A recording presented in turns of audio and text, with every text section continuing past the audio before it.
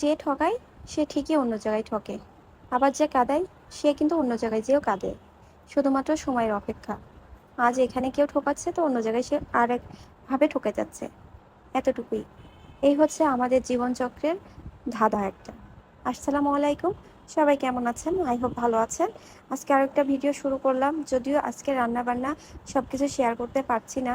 বাচ্চাটা অনেক বেশি ডিস্টার্ব করছিল। সেজন্য ভাবলাম থাক আজ আর রান্না-বান্না শেয়ার না করি। তবুও আজকে রান্না ছিল। বেগুন দিয়ে পাবদা মাছ রান্না করেছিলাম, ঝোল করেছিলাম আর পেঁপে রান্না করেছিলাম।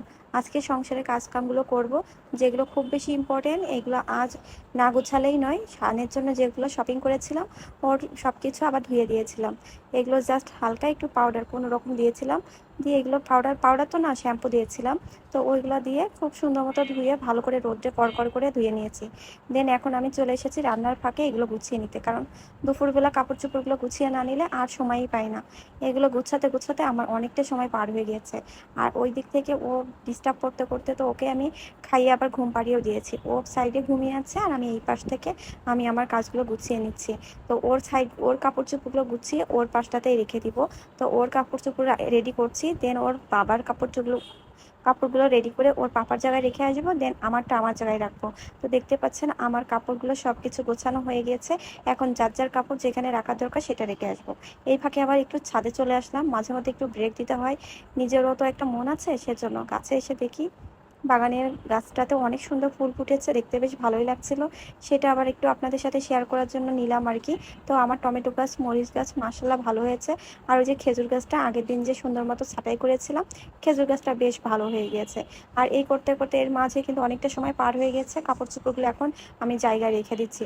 এখানে আমার কাপড় চোপড়ই থাকে বেশিরভাগ। তারপর নামাজে নামাজ আমি এখানেই রেখে দিই। আর শানের কাপড় চোপড় শানের জায়গায়, আর ওর বাবার রুমে ওর বাবার কাপড় চোপড় এই ওয়ার্ড্রপটাতে রেখে দিই। তো ওর বাবার কাপড় চোপড় এই ওয়ার্ড্রপটাতে আমি এখন রেখে দিচ্ছি গুছিয়ে, যাতে ওর বাবা নিতে সুবিধা হয়। ওই জন্য আমি ঝামেলা করি না, যা যারটা তার তার জায়গায় রেখে দিই। আর এখন শানেরটা রেখে দিব। শানেরটা দুই জায়গায় রাখি। তো যেহেতু এইগুলো শীতের জন্য সেজন্য ভাবলাম আলমারিতে রেখে দিই। তো ওরটা আলমারিতে এখানেই এই সাইডটাতে রেখে দিলাম গুছিয়ে। আর ওর কিন্তু আরও কিছু সাইড গুছাতে হবে, তো আজকে আর সময় হচ্ছে না। আজকে ভাবলাম থাক। এর ফাঁকে আমার সোনা পাখি উঠে গিয়েছে। তো আমি নামাজ পড়তে পড়তে উঠে আমার কাছে চলে এসেছে, সবসময় এটাই করে। তো নামাজের সময় ও ডিস্টার্ব করে না, বাট মার সাথে বসে বসে দোয়া করবে আর কি। তো ওইটার ফাঁকে তারপরে ভাবলাম একটু আমার কিছু খাওয়ার দরকার, সন্ধ্যা হয়ে গিয়েছে। ভাবলাম টক দই আছে, তো একটা সিম্পলভাবে লাচ্ছি বানাই নিই। জাস্ট কিছুই না, টক দইটা দিয়ে একটু লবণ দিয়ে জাস্ট ব্লেন্ডারে ব্লেন্ড করে নিব। এইটাই অনেক বেশি আমার কাছে ভালো লাগে এই টক দইয়ের লাচ্ছিটা খেতে। যারা চিনি খেতে পছন্দ করেন তারা চিনি দিয়ে নেবেন, খুব ভালো লাগে। এর মাঝে আবার নিচ থেকে হুসাইন সামিয়া এসেছিলো, ওরা বললো নিচে অজিয়ার আজ নাকি জ্বর এসেছে। ভাবলাম ঠিক আছে মেয়েটাকে দেখে আসি। যে গিয়েছি না কেন, ওর মা এত সুন্দরভাবে মুড়ি মাখিয়েছে, খুব ভালো লাগছিল আজকে মুড়ি মাখাটা। আর আমার ছেলেটা গেলে তো অজিয়ার বাইকটা দেখলে অস্থির হয়ে যায়, ও এই বাইকটা খুব বেশি পছন্দ করে। তো আমার ভিডিও আজ এই পর্যন্ত ছিল। আপনাদের কাছে কেমন লেগেছে অবশ্যই কমেন্ট করে জানাবেন। আমার বাচ্চাদের জন্য দোয়া করবেন। আল্লাহ হাফেজ।